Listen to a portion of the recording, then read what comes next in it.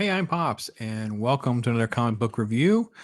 Dawn of DC is a great jumping in point. They're trying to reboot, reset the universe, I guess, very much in the vein of Rebirth, possibly New 52 before that. I don't know exactly how long or how they're trying to move forward. I've been trying to tackle several of the titles, giving you some thoughts on good, bad, otherwise.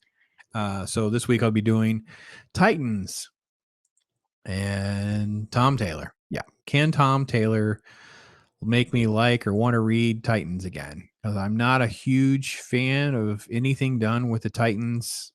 I'm an OG Teen Titans, Wolfman, George Perez kind of guy. And I don't know. First off, I was hesitant to even do this because obviously we got all this magenta at the top. I didn't really care for many of the designs. I think Dick's face was so rounded. I didn't care for that on Nightwing. And then I don't even know what's happening with Donna. She does not look right at all on the cover.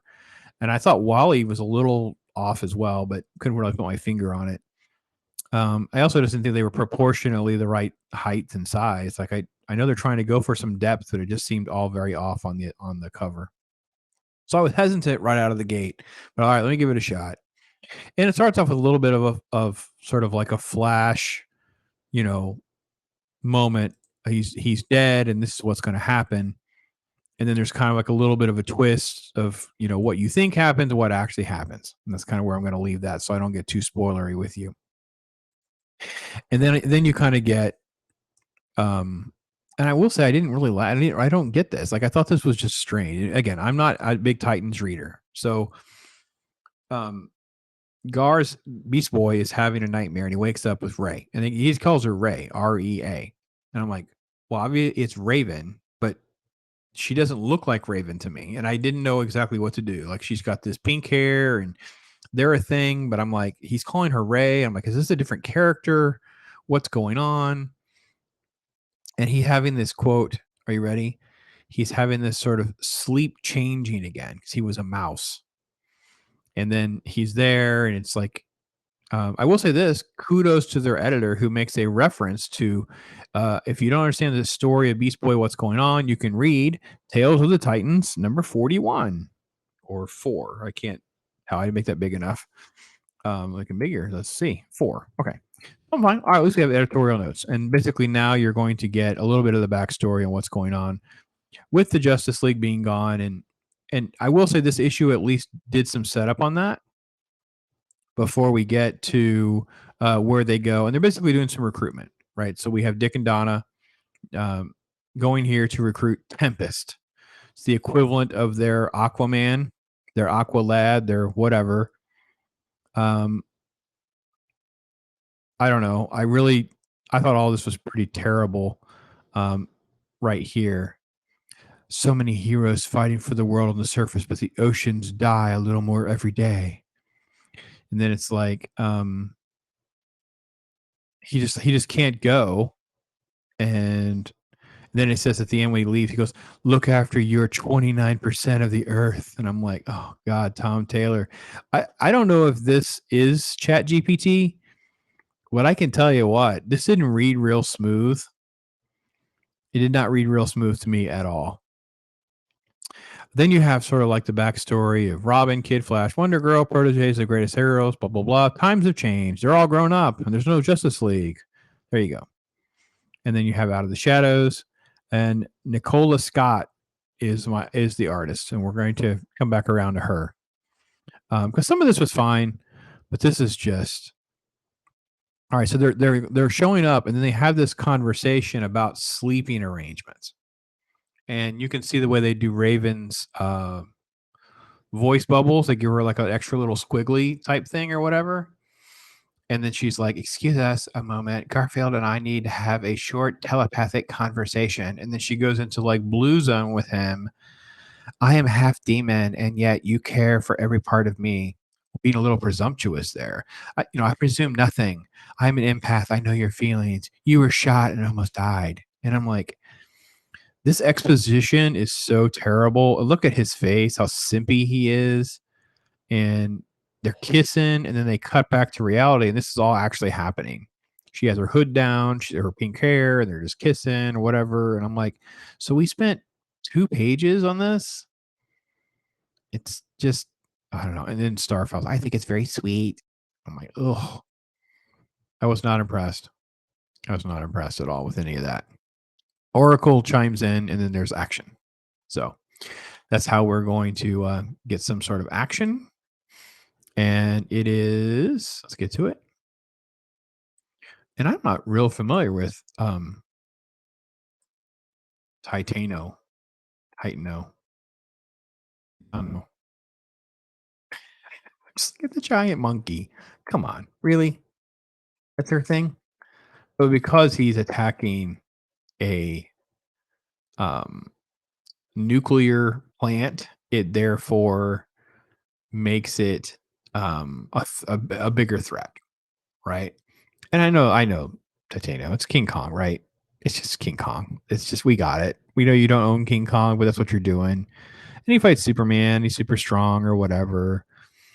I don't know. The giant chimpanzee robot type thing, has been part of this as well, and it's got different versions or whatever. But here we go. That's what we ended up with, and I was like, very unimpressed with it all. And then what they do is they go, Beast Boy is like, well, wait a minute. I saw this thing that I can turn into.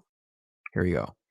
Starfire showed me this former apex predator on a Tamarinian moon, and I mean, I don't know, but I'll give it a chance. And I'm like, what on earth? And why is he drawn with like intricate details on his face? Like Beast Boy has like intricate details on his sideburns and his eyebrows and all of that. And then when you look over at the team, like Dick barely has any facial features at all. Cyborg, he looks elongated face and he's very young and immature looking. Here's the fight. And then, and I've said this many, many times, it's not good, or there's a major negative because we have to have like really cringy bad panels.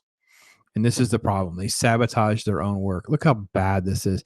So Donna is saving someone in this shot, and these construction workers barely have faces. There's like a dot and a squiggle, a dot for a nose, and a little line for a mouth. And then these guys, I don't even know what this guy's face. And what I guess this is supposed to be like a neck shield or something. That's a terrible panel. And then again, back to Cyborg, like on this page, look how he looks like he's got the round face. So now he looks like he's like a teenager. He looks like he's 13 or 14 again.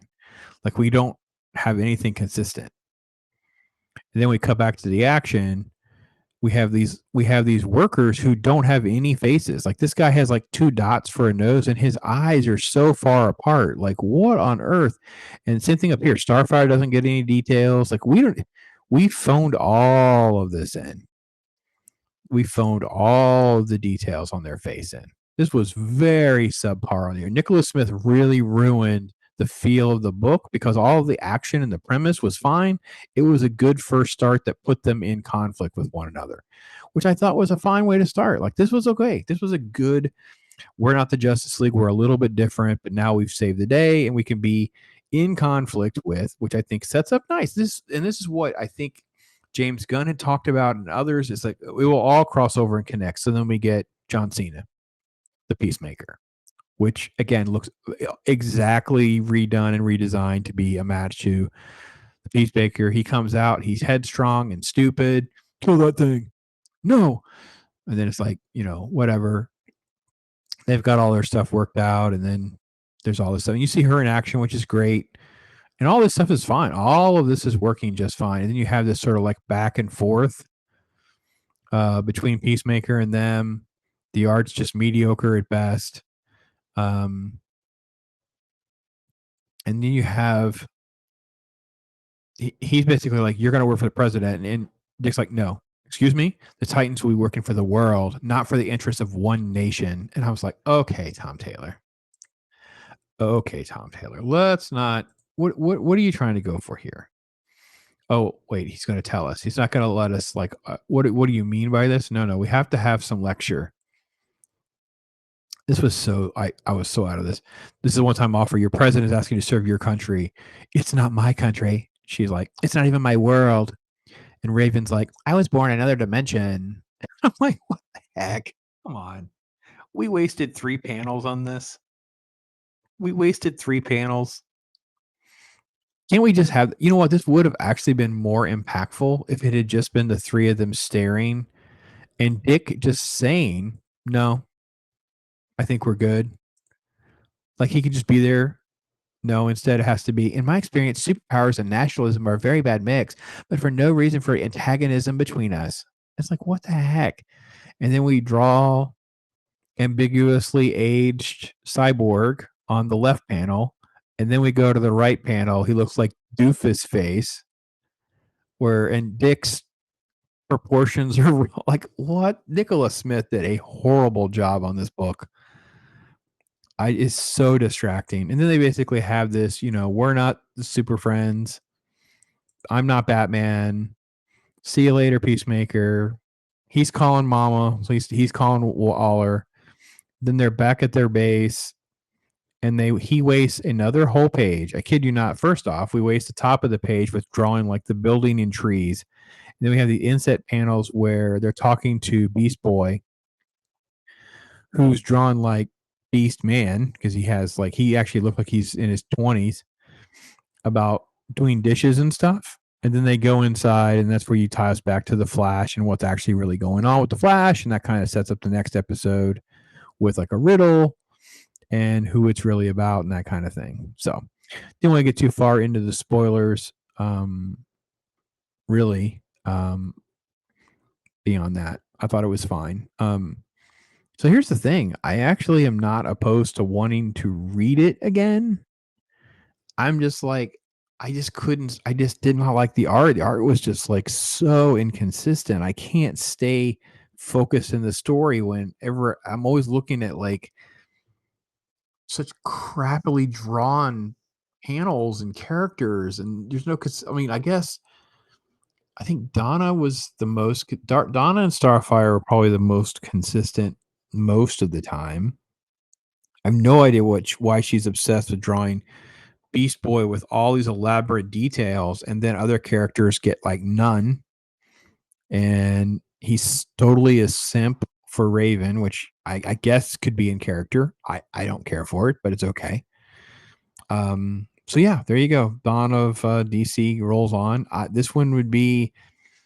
I'm I'm going to read it because I do this.